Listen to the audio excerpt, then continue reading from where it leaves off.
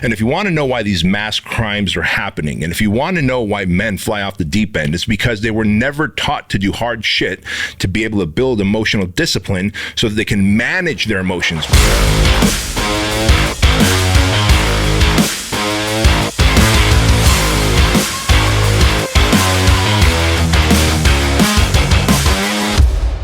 Hey, what's up? I'm Steve Eckert, and this is Bedros, Keuilian. We're the co-founders of the project, and this is the MDK Project Show. This is a show for men in search of meaningful transformation in their family, fitness, finances, and faith. And today we're going to dive deep into why is suffering, hardship, and a little bit of pain a prerequisite to men's success in today's world. You think that is a prerequisite? You think it's needed? Do you think men need to go through suffering or need to have had to go through suffering in their life? In fact, I think it's so necessary that it's biblical. Like all throughout the Bible, men who have suffered, that have done hard things. Moses carrying the 2 tablets, taking them to the promised land, parting the sea, going through the desert without water. All that suffering is what brings us to higher levels of consciousness. What's unfortunately happened where we live now with so much convenience, so much technology, the car just locks the doors for you. You don't even have to lock the car doors. The headlights turn on for you. We have gone away from, forget suffering, we don't even do the basics anymore because technology has done it where you can order your groceries to come to your house. You can order your food via some Grubhub or Uber Eats. And so much convenience and comfort has created complacency, and men have gotten soft.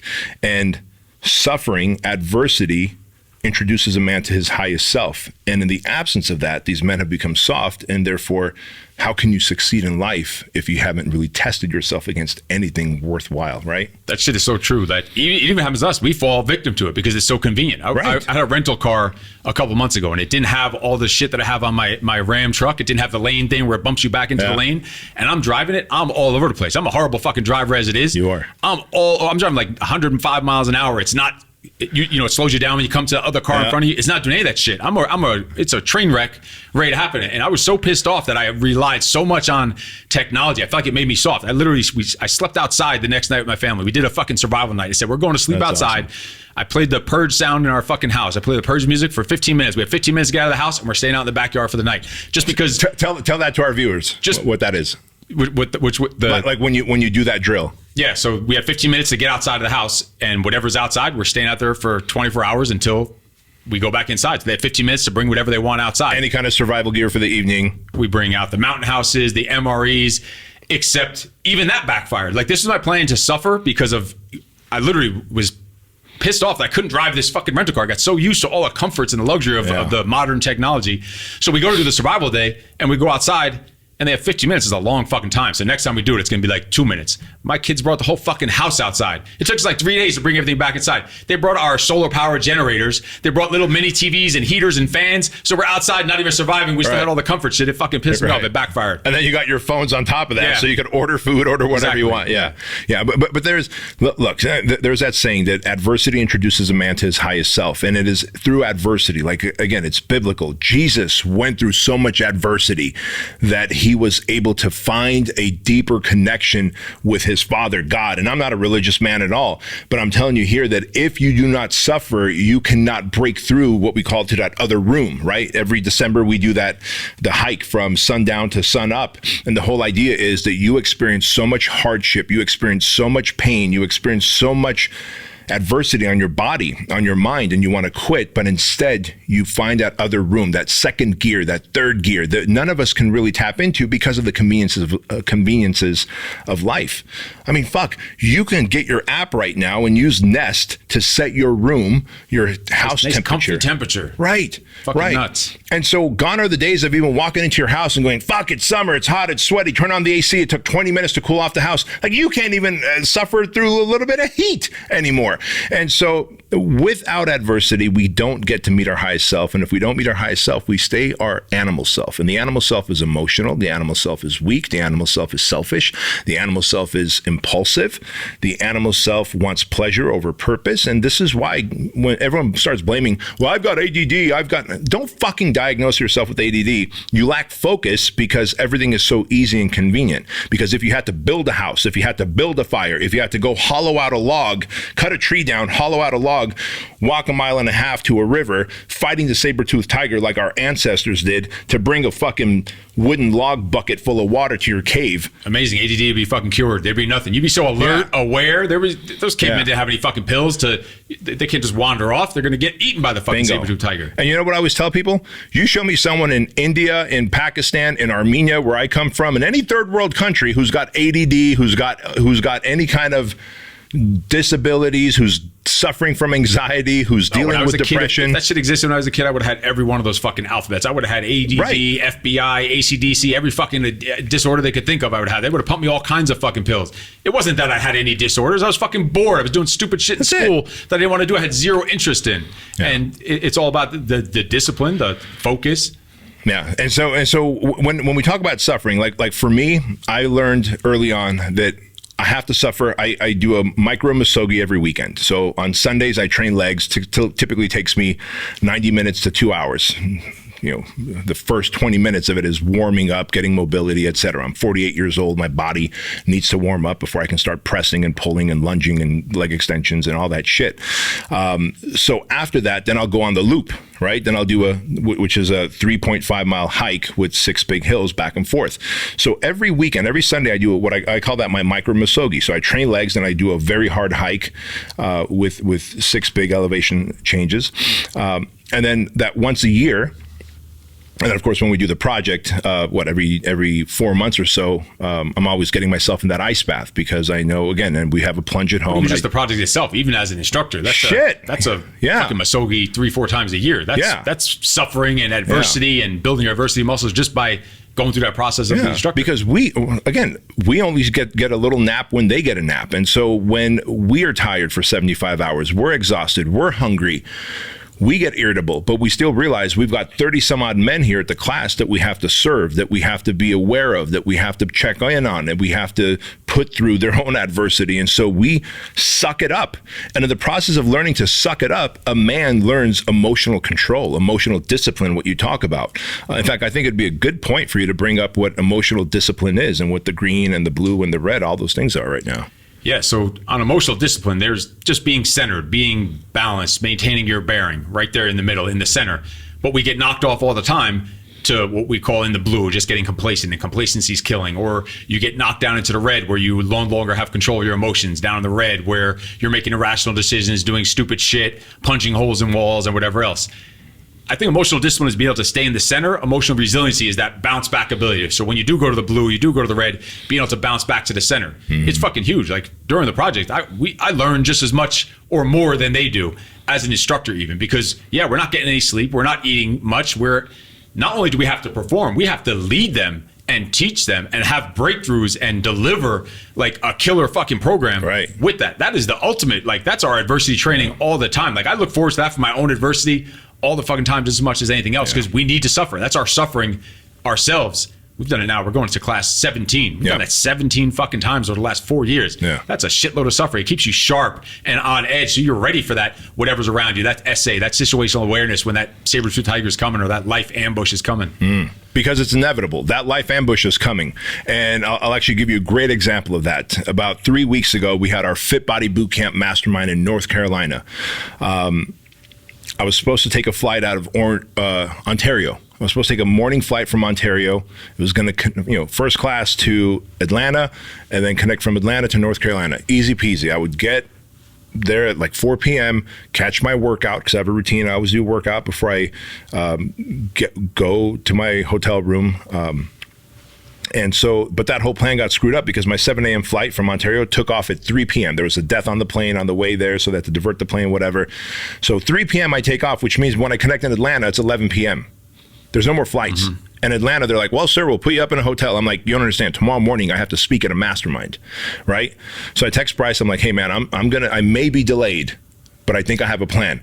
I text Joan. I'm like, Joan, set me up with the car here in Atlanta. By midnight, I get a car in Atlanta. I drive through 3 states. This is 3 weeks ago. Through Georgia, through South Carolina, get into North Carolina, 5.5 hours. And I get there, and I think it was like about 5 a.m. The sun was coming up. I get there at 5 a.m., check in, still got a workout in because I needed to wake up, showered, ate, and then went right to the 8 a.m. teaching across the street at the other hotel. And the entire time as I'm driving across those 3 states, I'm tired, I'm exhausted. The bitch voice inside me is like, dude, you own Fit Body Bootcamp. You could literally text your CEO and be like, hey man, I'm not going to make it. Or put me in for 5 hours later so I can take a nap, right? I'm like, don't you fucking dare do it. This is gonna project that shit. Project that bingo. shit. In my head, I'm like, you're gonna project that shit. And as I was passing through South Carolina, I'm like, you know what would be interesting right now? Because I'm just talking to myself at that point. I'm like, it would be pretty cool if I got a flat tire. I haven't changed a flat tire for 20 some odd years. I don't even know if this thing has a spare, right? But I'm like, it'd be cool if I got a flat tire right now because I'd be curious. What would I do? How would I handle it? I was so curious. Like, would I revert because I'm tired, I'm exhausted, I'm a little pissed? Would I revert? Use that as a way out, the scapegoat. Oh, Yes. I got a flat tire now. I can't make it. I was trying to make it. I was driving. I was doing the honorable thing, but now I have a flat tire. But now I got a flat tire. Did you get the flat tire? I didn't. Oh, that would have been I great. didn't. But I was really hoping I would because I'm like, for one, it'd be really awesome to try and change a flat tire on the side of the highway in the middle of the night in a state that you've never been in. Number 2, if you can't change it, find a tow truck, find a way to get there. But my goal was give me more adversity now because, again, I flipped the switch into that other gear. I was like, fuck it, give me more adversity. Lightning strikes, what do we got? Right? Because I'm going to get there no matter what. Now I was locked on. And I believe if it wasn't the intentional misogis and suffering of those 16 project classes that we've done. If it wasn't for the project, you would have never made it to that event. Yeah. Ray and I did the same thing. It must be something with South Carolina. We had to drive from New York City to South Carolina. We got there 30 minutes. We were with That's right. That's the LTD. That's right. We got there to Donovan the Ryder's Taekwondo LTD. school Yep. in South Carolina. Literally 30 minutes we showed up there. We drove 12 hours, whatever the fuck it took from New York. Same exact thing. We just said,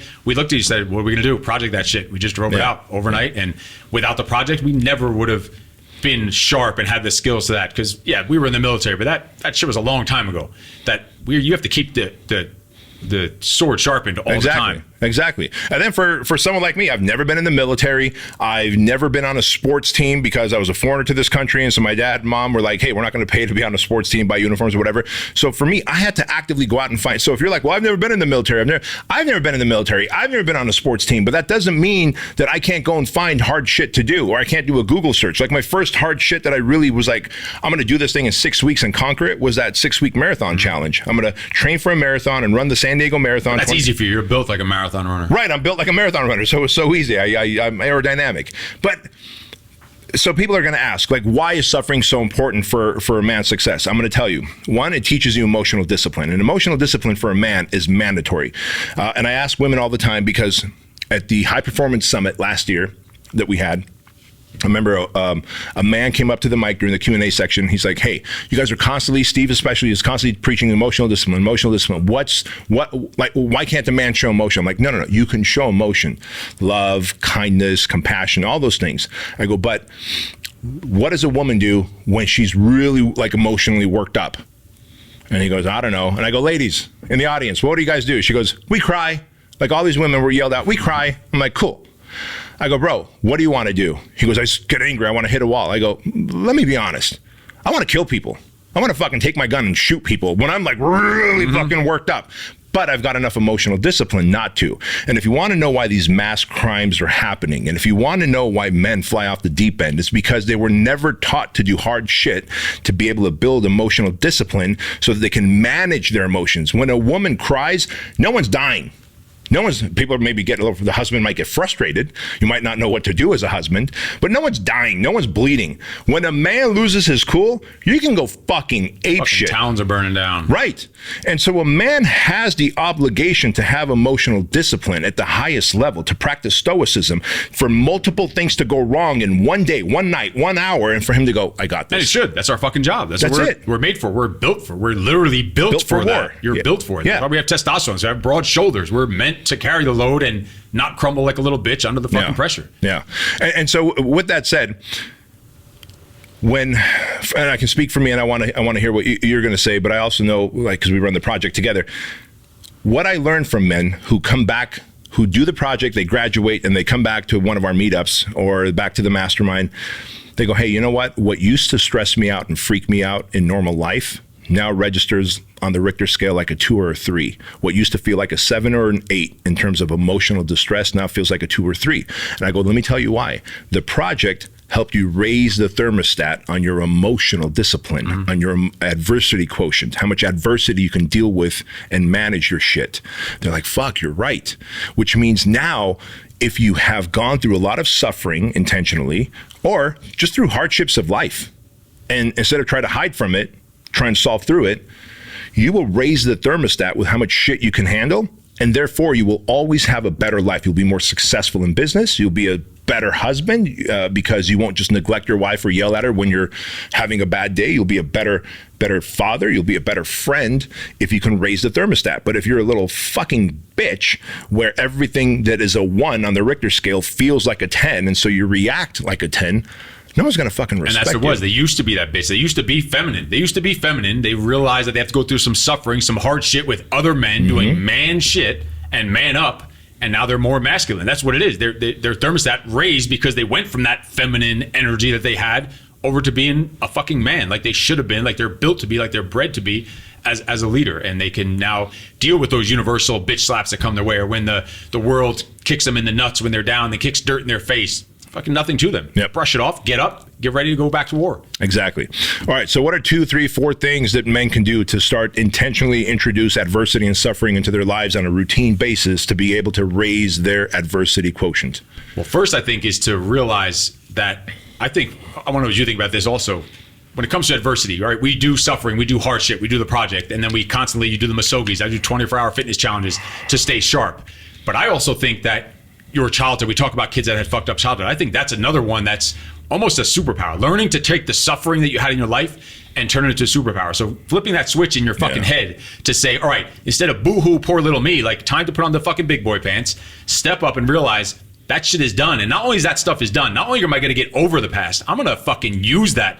I'm going to weaponize my fucked up past or fucked up childhood. Instead of letting it hold me back and be my ceiling, it's going to be what's going to fucking launch me. It's going to be my fucking rocket fuel. So that's the first step, is turn that suffering that you had any area in life, that trauma, into a superpower. That's how you learn to suffer. You're already built for it. I was on a podcast in Atlanta, and it got into white privilege and things like that. Which you have a lot of. Yeah, exactly. And that's what I told them. I said, and I was their first white guest on their podcast ever. Oh, were they black? Yeah. Okay. Yeah. So got it was an all black podcast. They could have been Indian. Yeah. I was their first. Maybe Pakistani. Maybe China. Okay, that's it. She's going to punch me. So I asked them if they think they have a harder life in general as a black man in America. They said yes. And I agree with it. There are things that you're going to have a harder life on. I said, that's a fucking gift. Like, you're built to be an entrepreneur. You're built to be successful. You've already had a shitty life. The problem is you don't take your mind and flip it to say, all right, I'm going to take this suffering and be a superpower. Instead, I'm going to say, oh, it's not right. It's fucked up. You owe us this and that. I'm entitled to this and that because of this. No, fuck that. Because of this, I'm going to be a badass motherfucker. I said, you are hardwired from your fucking ancestry to be an entrepreneur. Like, you're built for it. It's built in you, that mental toughness, that adversity is built into you. So I think that's the first step, is take that suffering and stop fucking boo-hooing that shit and start turning it into a superpower. I agree. I think the very first step right there. And I think that's mandatory. And so that leads into what I believe is the second step, which is do not go reinforcing your story. Each time you reinforce your story that you're a victim, that you were given a bad hand at life, a bad shake at life, you were treated poorly. Each time you reinforce that, you begin to find more evidence to then back that story up, right? Instead, go, all right, man, I survived this shit. I'm constantly picked on because of my skin color, because of my lisp, because of my stuttering, whatever your fucking thing is. And when you turn that into a superpower, now your story is something that inspires others instead of makes them want to feel pity for you. I don't want anyone to fucking feel pity for me. I'm a fucking man. Don't feel pity for me. Don't feel fucking sad for me. Recently I told you I tore my tricep 2 weeks ago. And so my son's like, well, Dad, it looks like we can't go to the gym at night. So I'm like, are you fucking kidding me, dude? I'm still doing my morning workouts in the morning, and at night we're going to the gym, and I'm going to figure out how to work every muscle group around that torn tricep. And we did. And he's like, damn, Dad. I was like, buddy, what kind of a role model would I be for you if 2 tricep muscles torn preclude me from working? I got fucking legs. I don't need my arms. I got legs. If anything, I'm training legs 5 days a week. He's like, yeah, you're right. I'm like, son, let nothing ever fucking stop you from creating the outcome in your life. Think about that role model, what he's seeing is that, like, you just made him, like, that's the future right there. Like, that's fucking awesome. Right. Like, Tyson and I, it was like a year and a half ago, we were getting ready to do a set of pull-ups, and outdoors, we have 100 pounds and 90-pound dumbbells holding down the pull-up rack so it doesn't rock. I was getting set to do my set of pull-ups that we were building up to 20. I was on 14, 16, 18, 20. I'm about to do a set of 14. He's screwing around, swinging on the pull-up bar. He kicks this 100-pound dumbbell and it falls down and crushes my fucking pinky toe. I'm like, Tyson, you just broke my pinky toe. He's like, what do you mean? I'm like, you just broke my pinky toe. He's like, what are you going to do about it? Like, literally, it was crushed like for months. So I'm going to do my fucking 14 pull-ups. So right. What am I going to do? My 14 pull-ups and we finished fucking workout. I don't need a pinky toe to do fucking pull-ups. I got 9 others. Yeah. And that same thing, it's a huge lesson to them. Like they need to see that. The young men need to see that. That's why we do the Squire program. But they need to start having adversity, manufacturing adversity if they're not having it as a childhood. Like I don't want to give my kids a fucked up childhood, so I'm going to manufacture that adversity. Right, exactly. Like, look, I talk about how I was molested as a kid. We hear people. Would you be where you were? Where you be where you are today if you weren't molested as a kid? No. In fact, that exercise we take our project candidates through toxic cognitions. This is the third page is how my suffering became my superpower. And had I not gained compassion and empathy for men, I would not, I would not be who I am had that not happened to me. You'd probably be an average dude making average money. Yeah. Like, as fucked up as it sounds, like, That's thank God you were molested as a child. Like, that needed to happen for you to become where you are. As fucked up as it is, as whatever else, like, thank God that shit happened to put you to where you are now. And look, I wouldn't want that on my kids or anyone else's kids, right? But I also realized that, okay, I can produce and manufacture suffering for my kids that will still produce the same edge because I've got a chip on my shoulder, I've got fire in my belly, and I've got fucking rage in my eyes. And I know all of that is from going through hardship in life and then overcoming it, not seeing myself as a victim anymore. In fact, I was so reluctant to bring it up. I didn't bring it up to anyone until I had that big panic attack, anxiety attack at the age of 38 because I didn't want anyone to see me as a victim. I didn't want to believe myself as a victim. And so when I finally went and worked with the therapist, that topic came up and what happened to me. And I remember my therapist was just like, oh man, I'm so sorry that I'm like, dude, just so you know, like everything I'm doing in my life right now is probably a byproduct of that because I've got such rage and anger and like I need so much control in my life because no one's ever going to put me in that position again. So like I'm grateful for the financial gains. I'm grateful for the empire that I've built. I'm grateful for this ability to just eat shit and keep going. And but that's not what I would wish on anyone, but I turned that chicken shit into chicken salad. And I think more people need to do that in their life. Like the reality is like 1 out of every 3 of us have gone through some physical, mental, emotional abuse. 1 out of every 4 of us have had some kind of sexual abuse. Turn that chicken shit into chicken salad. And so now what I want to touch on is we use the word misogi a lot, and you're probably wondering what the fuck is the misogi? So misogi is another event that Steve and I run. It's a co-ed program, men and women, for 12 hours, going through all types of hardship, log carries, hikes, pulling trucks, ice baths, and all this stuff. And it's because the project is for men, and it's 75 hours, and it's a hardcore experience for men.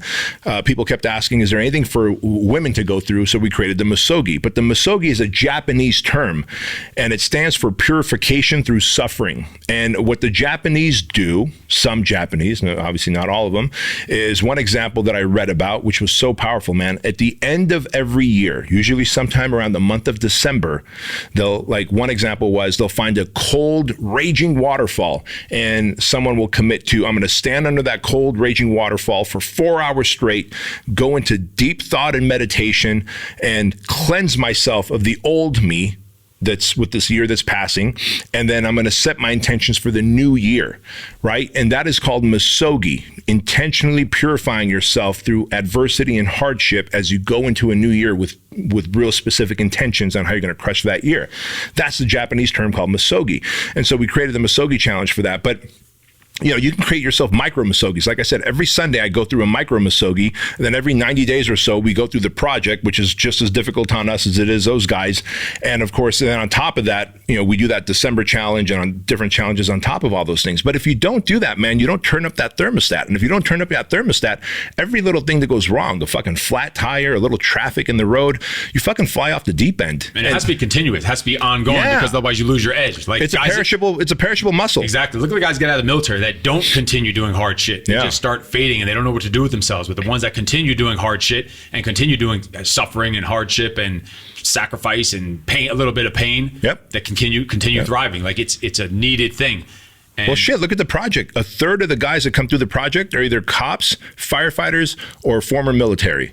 And every single one of them say that like life's gotten too soft. They lost the edge. They lost the spark. They're in a rut. Yep. Exact terms like, that they use. That's it. They lost the edge. They lost the spark. They're in a rut. They don't feel like they have a brotherhood or a team anymore. They feel like they don't have a mission or a sense of purpose, and they want to be something. They want to gain that back. Like every man needs it. And if you've tasted that, and then you somehow neglect it and you let it go, like you're going to desire it more, and it's going to haunt you in the form of depression, anxiety, regret, guilt. All the more reason to suffer intentionally. Yeah, and then there's always the outliers in each class that are on the flip side, when probably about 20% of them, or one or two guys a class usually, when we're going around in that drill of the toxic cognition. Cognitions. Yeah. And there's one or two of them, like, I feel like I shouldn't even be in this room because I'm hearing all these horrible things about your childhood. Like, I had a great childhood, they'll say. I had a silver spoon, whatever. Everything was just perfect. But then I became an adult, and the second I was on my own, life kicked me in the nuts, and I acted like a little bitch. I responded, and I realized, holy shit, I need to do some hard shit in my life. Mm-hmm. I never found out who the fuck I really am. Like, what am I truly fucking capable of? And that's why they come into the project, to find out what is the real potential of them as a fucking man. Yeah, and that's important too, because again, going back to John Eldredge's book, he talks about every young man needs a battle to fight, an adventure to have, and a beauty to rescue. And when you have that absence of a battle to fight, like something to charge for, to wake up for, to fight for, an adventure to look forward to, you begin to lose your edge. And so you have to create those battles and those adventures. And if you don't, in the absence of that, you just become this fucking soft, jelly-like, gelatinous piece of shit. Yeah, there's an old Stoic quote that says something to the lines of, I feel sorry for the man who never faced adversity because he never gets to find out who he really is. Yeah. Ever. You don't find out who the fuck you are. Yeah. You don't find out what you're about, what you're capable of. Yeah. Man, that's such a powerful quote. And I think we should, let's find the link and put the quote to that link in the description box here. But it really goes on to say, because that man who doesn't face adversity. Kanye West was one. I think it was. But that man who doesn't face adversity and go through challenges will never know the strength that his body is capable of. Imagine dying on your fucking deathbed, right, and then realizing, wondering, who the fuck am I? What am I really capable of? Like, yeah. That's fucking scary. That is a worst regret. Thought. Yeah. And I guarantee 80% of men fucking die, yep, never knowing their true potential, never knowing what they're all about. And that's why they come into the project, because they need to fucking know. They need to find out. Like you always say, do I have what it takes? Yep. Even as a man. Usually young men need to figure it out, but sometimes 40, 50-year-olds, they want to figure it out. Before they fucking die, they want to figure out, do I have what it fucking takes? Yeah. And listen, man, we've had some fucking like special operations guys. In fact, this last class, Leblow, he was a former Army Ranger. Fucking badass. A complete badass. But he was like, man, I want to know if I still have what it takes. Because we have to, like you said earlier, we have to keep testing ourselves. It is a perishable skill. It is a muscle that can atrophy. Like, just because you stayed up for 75 hours once does not mean that a year later you can. You have to keep that muscle sharp. And that's the ones who tell you months later or a year later that, oh, because I turned the thermostat up on what I can handle in life. Yeah. Those are the ones that, because we do get some that come to the project that think that, okay, I did the project, that's the magic pill, I don't have to do any work after that. I'm good. Yeah. And then that's a small percentage of them, but those are the outliers, because the ones that just continue doing the hard work and continue doing the suffering afterwards and continue the misogis, continue showing up to the events that we're running and continue the hardships and the pain and the sacrifice, then they just keep getting stronger and stronger. That muscle has to stay fucking sharp. Yeah, that's exactly right. All right, so guys, listen, you know what you need to do. You know that adversity and suffering is part of the formula to meet your highest self, to develop emotional discipline, to really find out if you have what it takes. And every man, as John Eldredge says in his book, wants to know if he has what it takes or if I still have what it takes. And for that to happen, you've got to test yourself. You know it, I know it, everyone knows it here. So listen, me and Steve want to see you out at the project. And if you want to see if the project is right for you, there's a link in the description box. Go ahead and click on it. You're going to see a video from me. You're going to see a website. The website explains what the project is, the 75 hours plus the 12 months of coaching, mentorship, mastermind, and brotherhood. That's all focused on money and meaning, because for a man, those are the things that matter. Like meaning, I want to have a meaningful life, and I want to make money because money is a weapon to freedom, to access, to winning, to giving your family the life that you want, right? And so if the project is right for you, man, listen, register for it, come to an upcoming class, because it's going to massively change your life. And so with that said, we want to thank you for watching and leaving comments down below. And like I said, click the description box down below and check out what the project is all about. And we'll see you on the next episode. Peace.